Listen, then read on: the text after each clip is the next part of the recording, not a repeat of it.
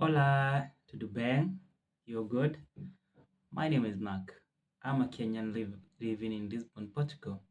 Welcome to yet another video. As I said, when you live away from home, there are so many culture shocks that you're going to encounter.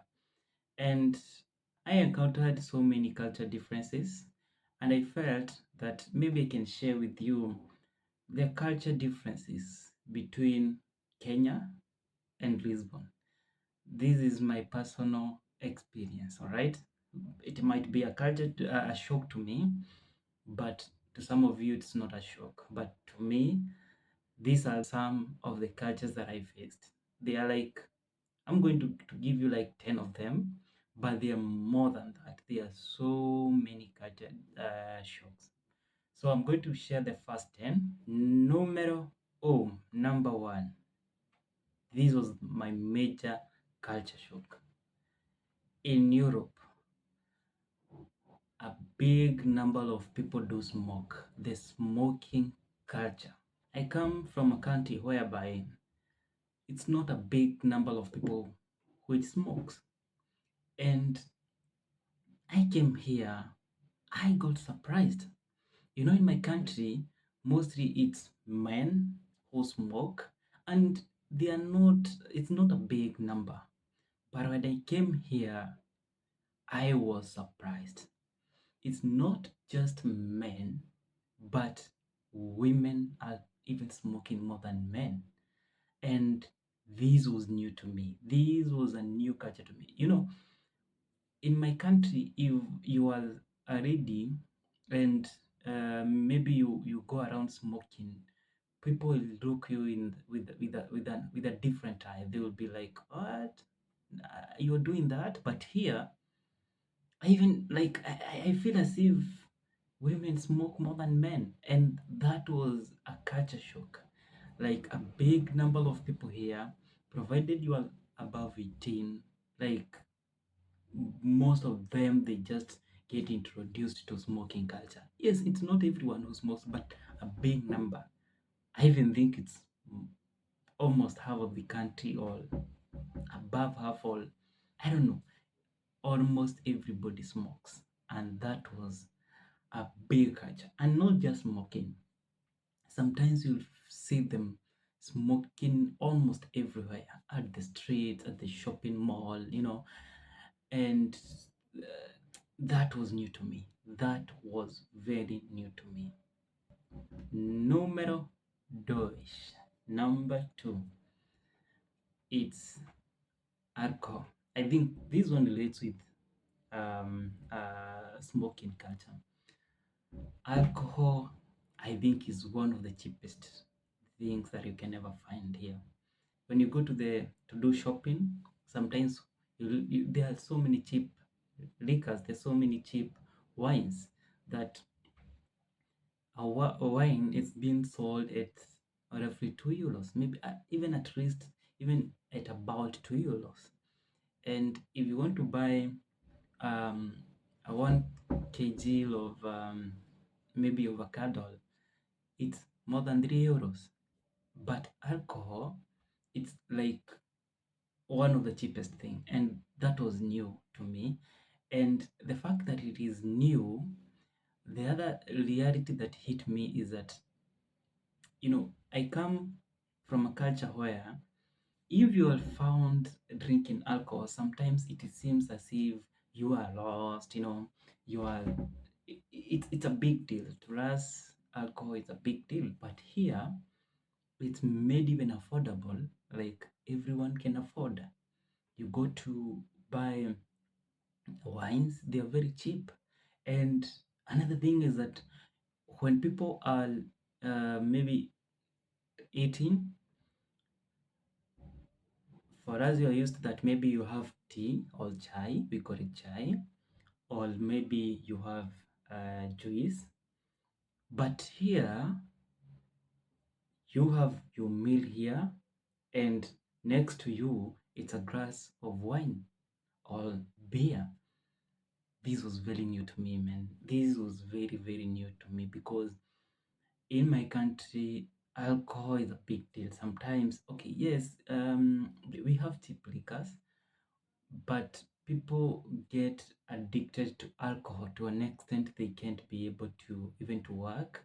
They get addicted to alcohol to an extent they become slave of it. But here they have made it affordable, yet people are able to control themselves. They don't become slaves of it. And it was a big surprise because I thought the more you make it cheaper and the consumption is high, I was expecting that the number of alcohol addicts must be very high, but it's the other way around. You will find people like they are not so much into alcohol. Yes, they will drink each and every day, but they don't get addicted to an extent. They don't make addiction to control them. And alcohol was a big surprise, man. That was a big surprise. I have to be honest with you. Like, it was another major surprise, another culture shock. Numero tres, number three, pets, or generally animals. Oh, let me start with dogs.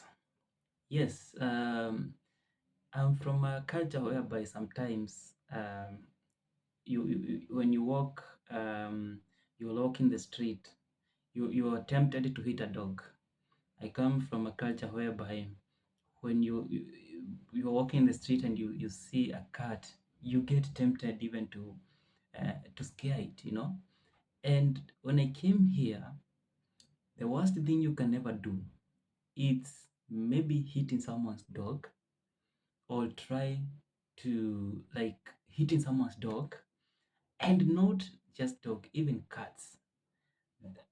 The love for pets for these people, it's on another level. Still in that line of pets, sometimes you find me maybe going back to my room, maybe at late hours, maybe at 11 p.m., at the midnight, 1 a.m. And surprisingly, you'll find people walking with their dogs at that hour. Like, they take a walk with their dog. You know, they employ people uh, to, um to have a walk with their dogs.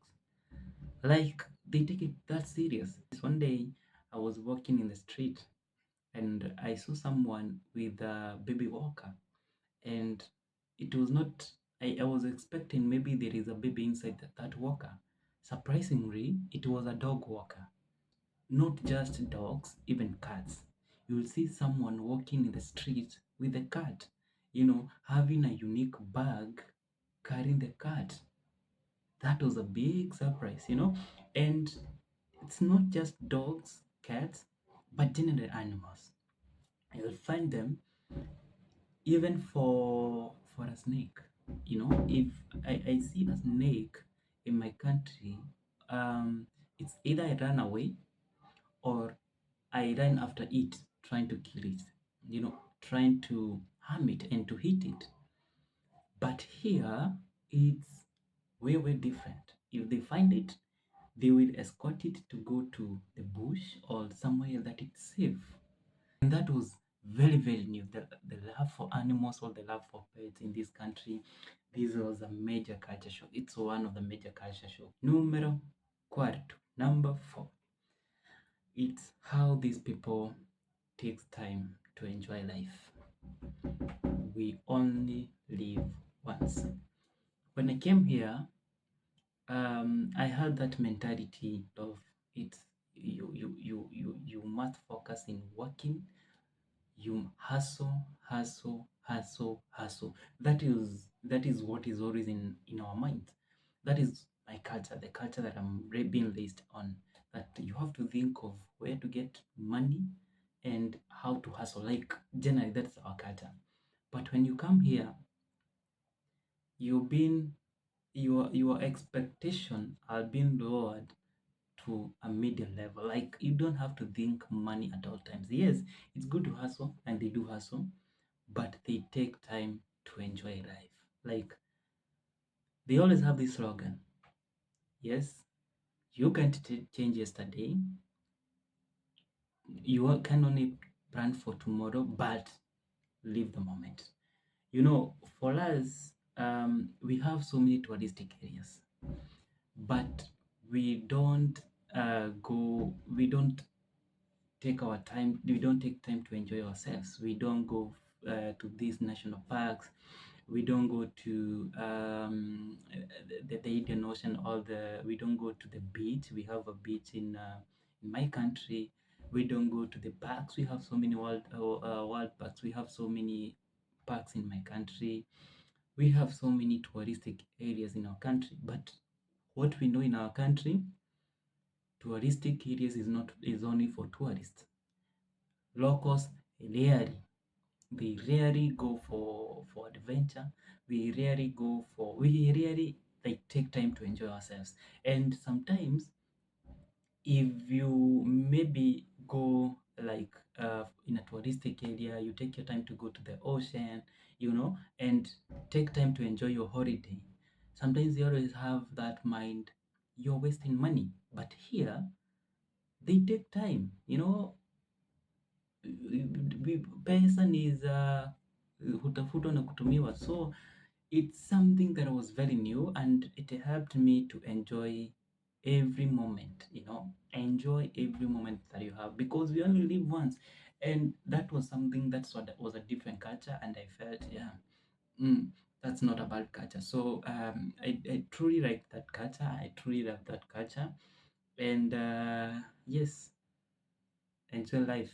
You only live once. So the level at which they take time to enjoy life, it's one of the best. Número 5. Number 5. Number 5, it's the parenting. Parenting, okay, sometimes it has some weaknesses, but I think it's one of the best. Yes, we were raised in whereby canes or being caned was an order of the day. We were raised in an environment whereby caning was obvious. We were raised in an environment whereby sometimes the relationship between, okay, not all of us, but some of us, the relationship between us and our parents, it was quite different. Parents are super harsh. They are harsh. But here, there is that unique bond between a dad and a daughter or a son, a mom with her daughter or a son, or generally parents with their children. There is that bond that I do envy. Like parenting here, I feel like for you, um, for you to correct your son or daughter, for you to, trying to advise your son and daughter, you don't have to cane them at all times. Sometimes you have to sit with them. Sometimes you have to tell them this is not right, this is right. And they do take time. They create a relationship. When you go somewhere, you find a son and dad talk, you just envy the relationship, because it's very genuine. They don't fear their parents. Yes, they do respect them, but they don't fear them. I feel that culture, the parenthood, it's one of the best. You don't have to be very harsh to your children. To you don't have to make your children to be in an environment whereby they keep on failing you each and every time. So that was one of the best thing I ever encountered here. That's what there's the best culture, because you don't have to be harsh to your children if you want to correct them. I like that culture. Yes, we need to change this parenthood.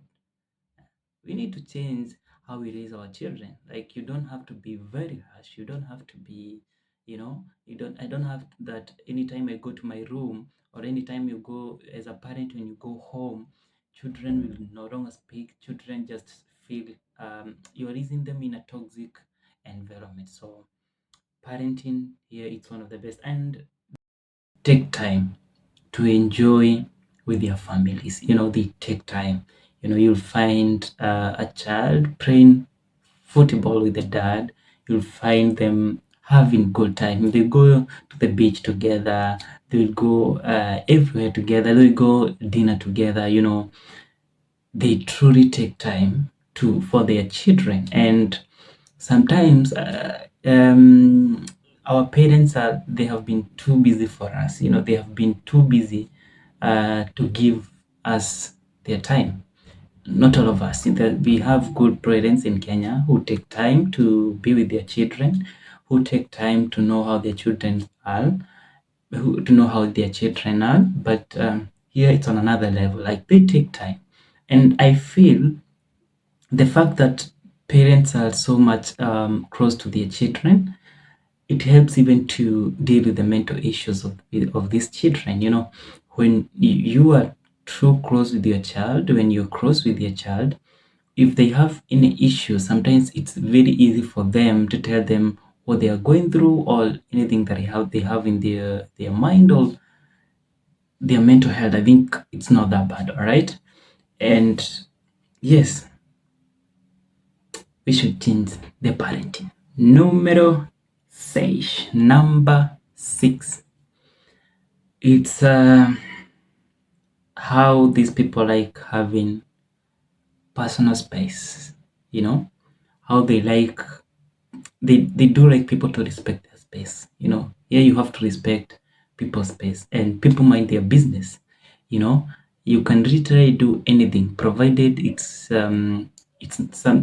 not something that affect other people. You can literally do anything. You can even go in the street eating your kagumu, or eating the cakes. You can literally do anything. People here respect your privacy. People here respect everybody's privacy. Like, they do respect everybody's space.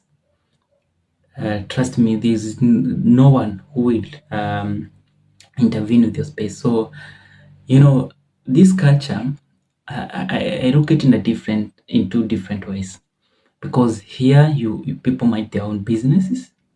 Here, no one who is concerned with what you're doing. But yes, if maybe you want to request help from them, they are always willing to help. They are always willing to help. The fact that they do like having their space, they always like willing to help, but they won't help you until you request them to help. Or maybe they will help you if you're in a position, you're doing, for instance, if you're an old person, or you're sick, you can't be able to work, maybe they will help you, and without you requesting their help. But generally, if everything is okay with you, they won't mind your business. In my country, your business is my business, and my business is your business. So I look this culture shock in two different ways. The fact that they like having their own space. I feel there is a culture in Kenya which is one of the best culture, because in Kenya, sometimes Kenyans are willing to be part of your problem. If you have an issue, your business, we do love to take people's business as our business. It's not once or twice you will see people donating money, or helping someone to elevate these people. They contribute for medical bills, like they go overboard to help other people. But here, it's quite hard. It's quite hard. I have never seen, not unless maybe people who are walking the street requesting for help, but there is no that kind of national unity, whereby there is someone who is, they take, maybe someone is suffering, or there's someone who is not, has the issues, and they take that step, or they take a step of helping these people. They take a step of helping these people. I have never seen that. But in my country, we have a culture whereby we unite to help someone. In our country, when you trend, if you're trading, maybe there's something that is happening, viewers come there and try to boost you, and try to help you. And it is one of the best cultures. It's one of the best a Kenyan way, a social life. Like your business is my business, and my business is your business.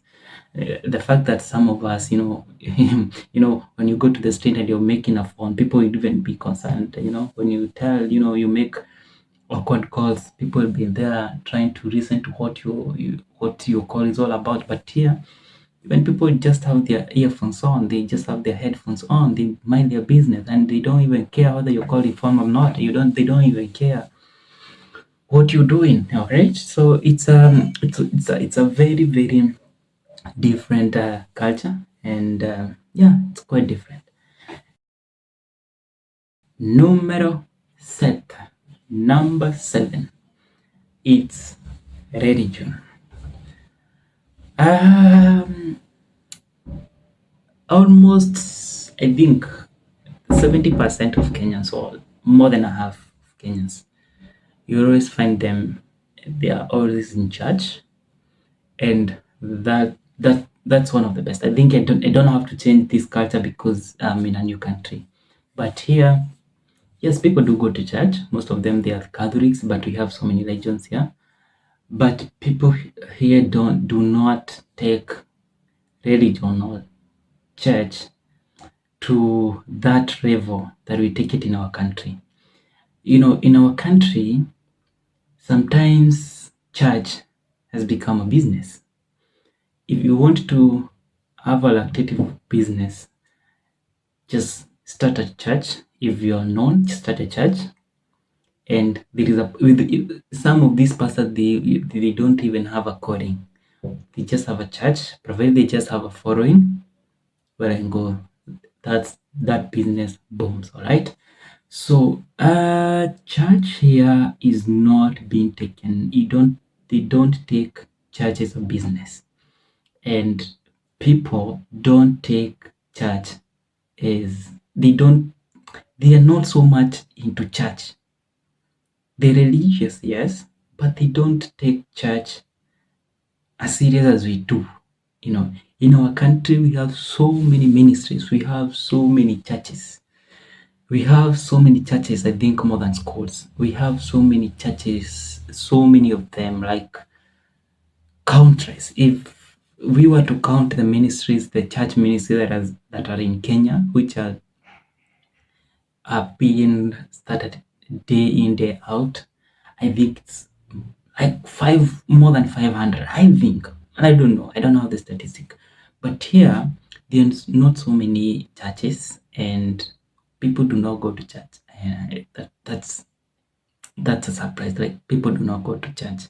If you go to churches, and one of these fine days we go to church with you, it's not a big number which goes to church. And as you know, Catholic churches, that they only go for their services are not too long, so they only go for, and those who are going to the church, they only go there for maybe 2 or 3 hours, and they're done. And they always take Sunday as a day of going out. So I can imagine where I've been raised, and I don't criticize this, is that we go to church from 8, maybe let's say from 8, and you'll be going, the service ends at 1, 2 p.m. and to make the matter worse, even to 3 p.m.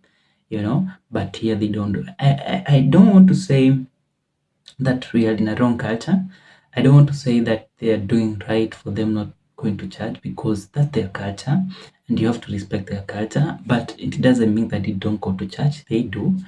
But the only thing I like is that I think and I feel preaching and church should be all about calling.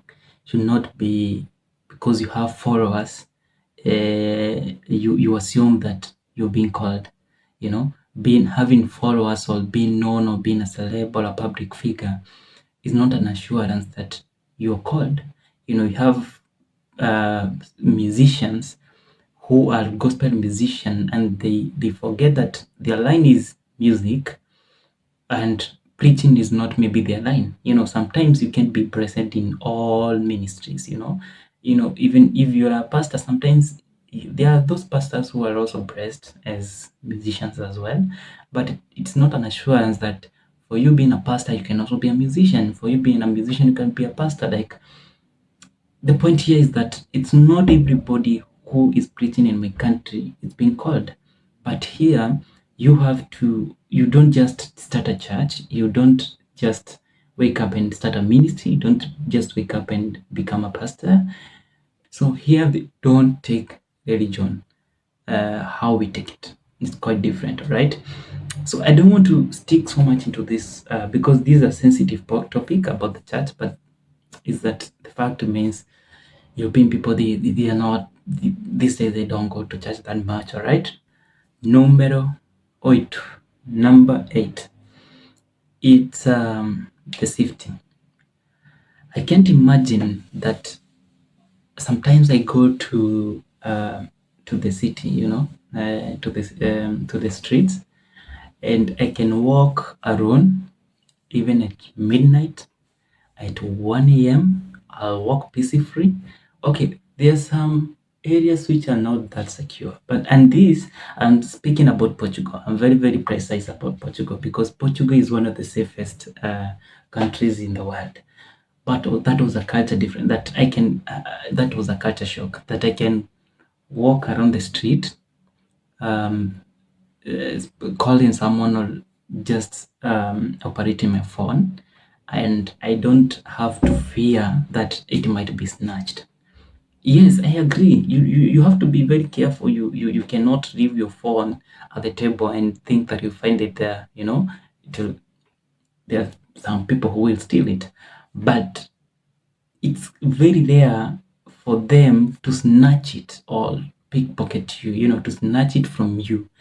It's very rare. It is very, very rare. And it's not all areas in my country that are unsafe, but there's some streets, most of the streets in Nairobi, you cannot just go calling or operating your phone alone, and mostly at night, and assume all will be well. No, in some streets in the city, you cannot do that. Yes, there's some areas you can do, but to be honest, I'm in a culture that sometimes I have to check whether there is someone who is around before I pick my phone at night. But here, I just feel safe. It really made me, it was a good culture, and it is a good culture. All right. Numero nova, number 9. It's about talents.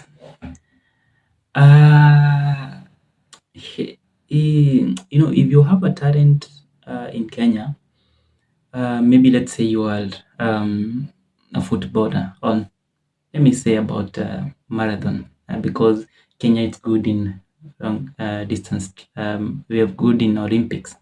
Let's say Olympics, because we are good in Olympics. Sometimes I remember when we were in school, if a child has a talent, maybe he or she is good in playing soccer, he or she is good in Olympics, he or she is good in singing. Sometimes it was hard to practice or try to show your talent, because sometimes we take education too serious. Yes, it's very serious and it's very important, but here it's quite different. Sometimes talents, it's being taken with the best, or I mean talents, they do recognize talents, and they truly support talents. And it's not like in Kenya, whereby when a child plays football, or a child spends most of the time maybe composing songs or something, sometimes they'll be told, first of all, focus on your studies. But here it's quite different. If you're good in singing, they support you. If you're good in football, to be specific, football, they have so many fields, all small stadiums. I don't know how to call them. All I don't know the line name, pits where they I don't know how to call them. They have these small fields whereby If you are a child, you want to pray, you go somewhere and you pray football. And if you play football, you get supported. You so many tournaments that do happen here. And I get the reason why Portugal has one of the best footballers, the likes of Ronaldo, the likes of Bruno Fernandes, the best coaches, the like of Jose Mourinho. And it's because these people do support talents, football. And I think that's the best thing.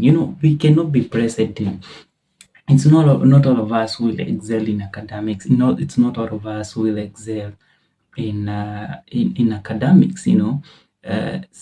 Some people have different talents, and I think it's good to support talents. Try to see what is that your child can do. If they are good in football, support them. If they're good in music, support them. If they're good in dancing, support them. Take this as just any other career. In Kenya, we take education is the only way to success.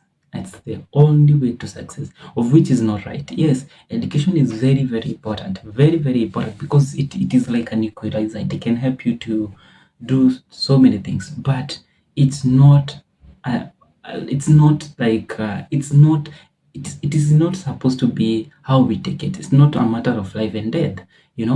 Here they take academics, or they don't just they take they take skills very, very serious. They take skills as the first thing. What can you do? But in my country, before they ask you what can you do, they'll ask for papers, then they go for what can you do. You can have a first class in my country, and there's someone who is good in that, has maybe a second class lower, but has good skills more than this person with the first class. But sometimes they go for the paper. But here it's the other way around. They first of all ask you, what can you do? Which skills do you have?